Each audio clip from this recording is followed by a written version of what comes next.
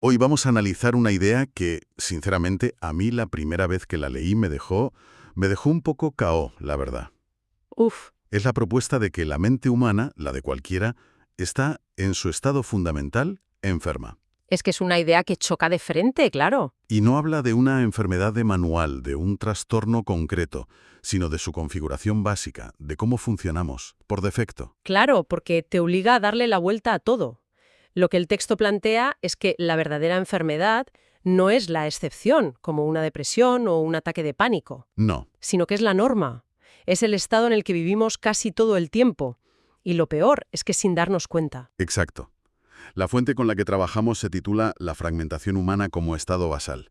Y el reto que tenemos hoy es explorar esta tesis. Entenderla a fondo. Entender por qué el autor sostiene que lo que llamamos normalidad es en realidad una especie de disfunción controlada que hemos aceptado como el estándar.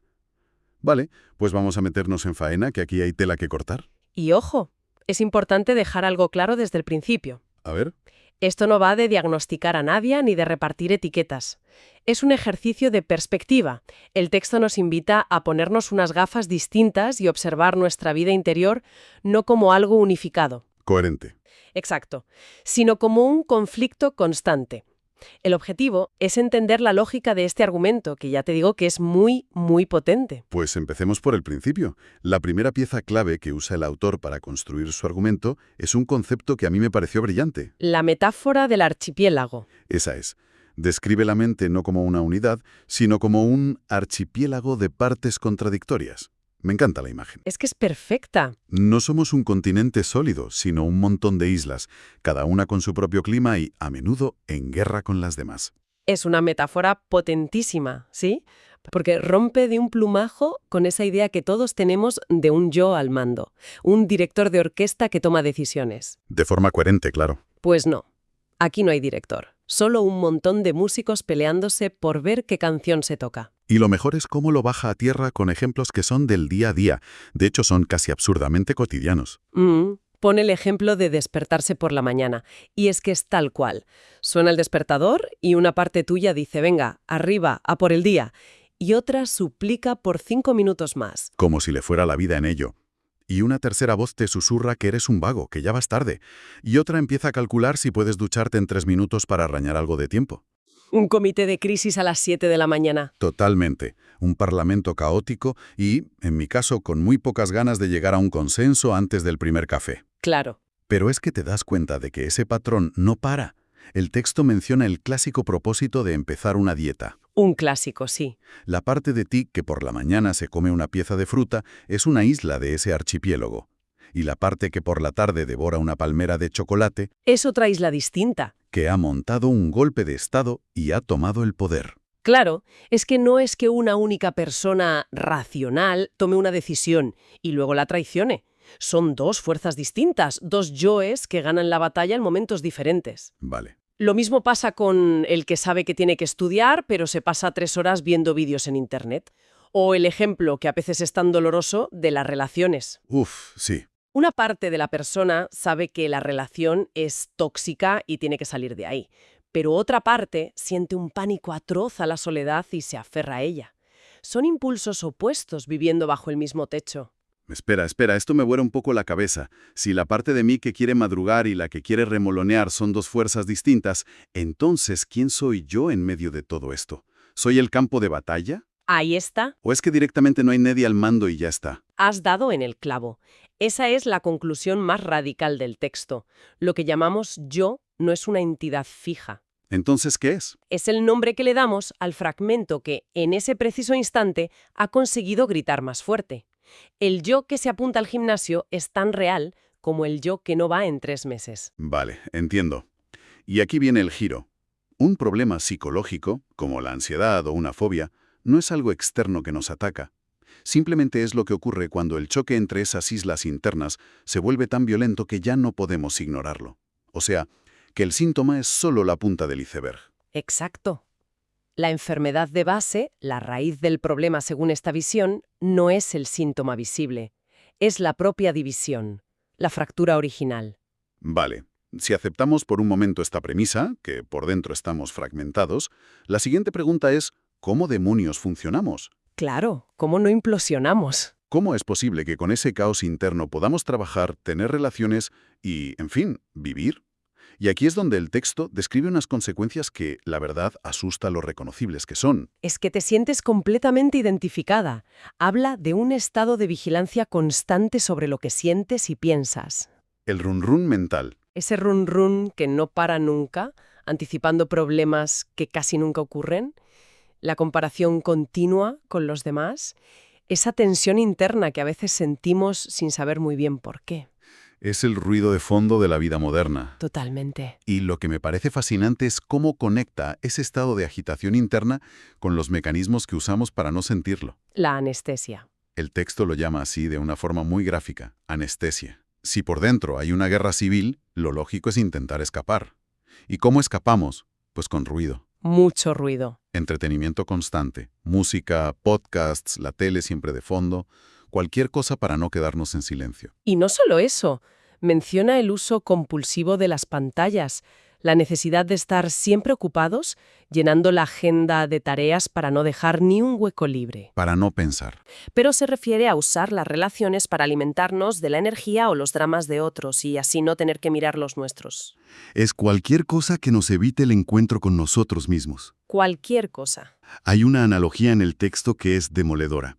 Dice que una mente fragmentada necesita estos estímulos externos, igual que un edificio en ruinas necesita puntales para no venirse abajo. Uf, qué imagen. Esos puntales son el trabajo, las redes sociales, los planes constantes, las series, todo lo que nos impida quedarnos a solas con las grietas de nuestra propia estructura. Y esa analogía lleva a una de las frases más duras de todo el análisis, una de esas que te obliga a parar y a tomar aire. Ya sé cuál vas a decir. La humanidad no vive, se sostiene. Uf, Es que es tremenda. es tremenda. Sugiere que en nuestro día a día lo que consideramos vivir no es una expresión de vitalidad, sino un esfuerzo titánico y constante solo para mantenernos en pie, para que la estructura no colapse.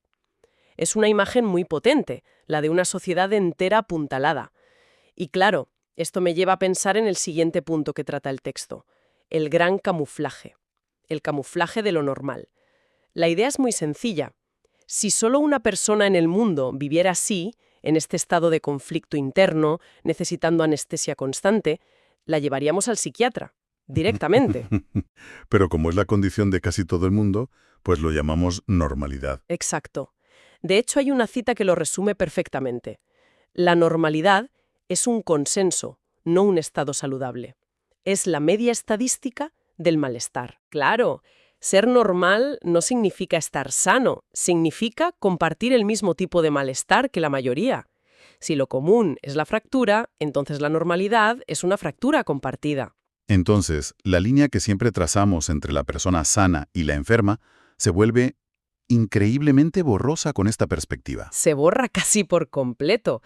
El texto argumenta que la diferencia no es de naturaleza, sino de grado. De grado. Sí, la estructura de base, la fragmentación, es la misma para todos. La diferencia, según el texto, es como la de tener una pared con una grieta que has tapado con un cuadro. ¿Vale? Desde fuera, la pared parece perfecta. Esa sería la persona sana. Consigue, por suerte o por habilidad, que su fragmentación no se note. Sigue siendo funcional. ¿Y la enferma? La persona enferma es aquella a la que se le ha caído el cuadro y todo el mundo ve la grieta, y la pared amenaza con venirse abajo. Pero la grieta, la fractura, estaba ahí desde el principio, en ambos casos. Pero entonces, si todos estamos así de rotos por dentro, ¿por qué no colapsa la sociedad entera? Parece un milagro que todo siga funcionando. Pues la explicación que da el texto es que el sistema no colapsa precisamente porque toda nuestra cultura está diseñada para que esa fractura no solo pase desapercibida, sino para que sea útil. Útil. ¿Cómo va a ser útil? Una mente dividida que busca constantemente la distracción y la validación externa es una mente mucho más fácil de dirigir. Es el consumidor perfecto, el trabajador perfecto.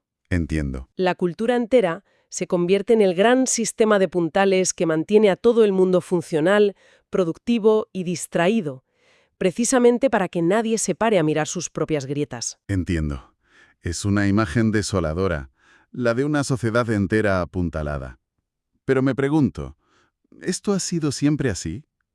¿Nacemos ya rotos, por decirlo de alguna manera? Esa es la pregunta del millón. ¿O es algo que nos pasa por el camino? Y la respuesta del texto es clara. No nacemos así. Esta fractura se construye, de forma muy sutil y meticulosa, en la infancia. O sea que no es algo que aparece de repente. No, la mente no se rompe a los 30 años con una crisis existencial. Según esta tesis, se empieza a agrietar a los 5, en silencio. El texto apunta a que esta fractura se crea en la infancia, que es una idea bastante dura. Explica que hay una serie de, digamos, lecciones que aprendemos de pequeños. Lecciones no escritas y que, sin darnos cuenta, van creando esa división. Por ejemplo, aprendemos a reprimir las partes de nosotros que no gustan a nuestros padres o a los profesores. La rabia, la tristeza, la rebeldía.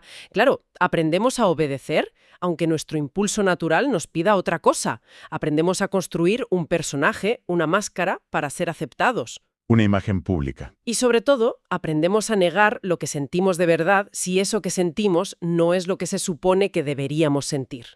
Esa brecha entre lo que soy y lo que debo ser para que me quieran es, según el autor, la fractura original. Y esa fractura, que en el fondo es un mecanismo de supervivencia para un niño, se queda ahí, se solidifica y con el tiempo la llamamos personalidad. O identidad.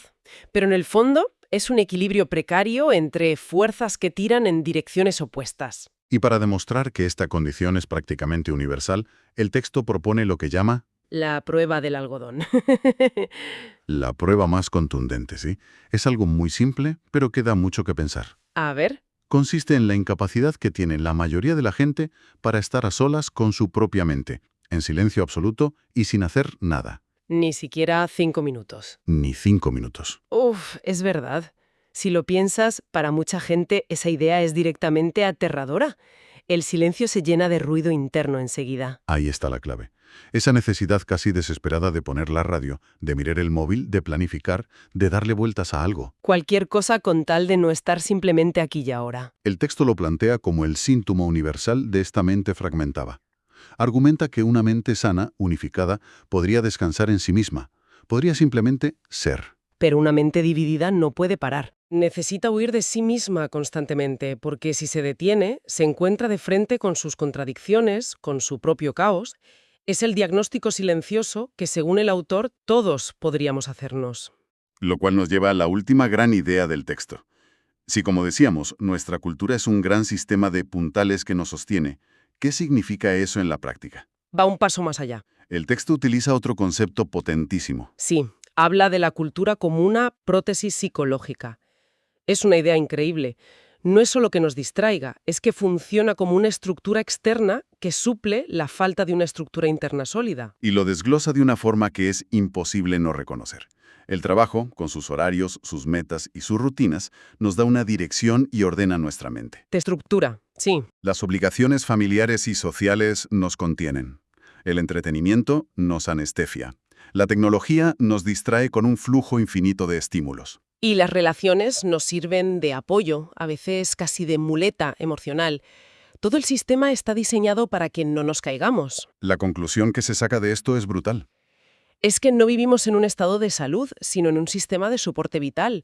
Es como si fuéramos pacientes en una UCI cultural, conectados a máquinas que nos mantienen estables y funcionales. ¿Y el gran error? Es que confundimos el buen funcionamiento de esas máquinas, tener un buen trabajo, una pareja, muchos planes, con nuestra propia vitalidad interior. Claro. Y por eso cuando uno de esos soportes falla de repente, un despido, una ruptura, una enfermedad, sentimos que el mundo se nos viene encima. La fragilidad que estaba oculta queda expuesta de golpe. Exactamente. Y esta es otra de las ideas más potentes. La persona no se rompe en ese momento, como solemos decir. Ya estaba rota. Solo se ha caído el puntal. Lo que pasa es que le han quitado uno de los puntales que sujetaban la fachada y el edificio empieza a temblar. La crisis no crea la fractura, solo la reveda. Y esto, claro, cambia por completo la forma de ver síntomas como la ansiedad o la depresión. Ya no son el problema principal. Para nada. Desde esta perspectiva, la ansiedad, la depresión, las adicciones no son la causa de la enfermedad. Son la consecuencia. Son las consecuencias lógicas de la causa fundamental. Esa mente dividida que lucha contra sí misma sin descanso. La ansiedad es el temblor de la estructura. La depresión es el agotamiento extremo después de años de lucha. Y la adicción es la anestesia. Es una forma desesperada de anestesiar el dolor de esa fractura. Al final, son las grietas que aparecen por todas partes, porque los cimientos son inestables. Entonces, si intentamos juntar todas las piezas, ¿qué significa todo esto? La conclusión parece ser que para entender de verdad la mente, quizás no hay que fijarse tanto en los casos clínicos extremos, No. sino mirar con una lupa muy crítica nuestra propia normalidad. Darnos cuenta de que aunque esta fragmentación sea lo común y nos permita funcionar, eso no significa que sea un estado saludable. Ese es el corazón del argumento. El texto sugiere que la verdadera liberación no consiste en intentar arreglar cada uno de esos fragmentos. Ese yo que quiere ser más productivo, más sociable. Esa es una batalla perdida. Exacto. La verdadera liberación vendría de un paso previo, de ser conscientes de la existencia de la fractura, de darnos cuenta de que esa unidad que todos anhelamos no es algo que haya que construir, sino que ya está ahí. Ya está ahí, pero ha quedado sepultada bajo capas y capas de ruido, de miedo y de condicionamientos. Es un cambio de foco radical. No se trata de reparar las piezas rotas, sino de entender que la división es, en gran medida, una ilusión que hemos aprendido a creer. Y a mantener viva. Exacto. Y eso nos deja con una idea final para reflexionar, una que se desprende de todo esto. Si aceptamos que la cultura y la rutina son los puntales que nos sostienen, Normalmente vemos una crisis como una catástrofe. algo a evitar a toda costa. Pero, ¿y si le damos la vuelta? ¿Qué pasaría si en lugar de temer esos momentos en los que los soportes se tambalean, los viéramos como la única oportunidad real que tenemos? ¿Una oportunidad para qué? Para observar la verdadera estructura de nuestra mente, sin los andamios que la ocultan y la disfrazan. Quizás solo cuando la prótesis cultural se retira por un momento, tenemos la opción de empezar a buscar una unidad auténtica, una que no dependa de nada externo para sostenerse.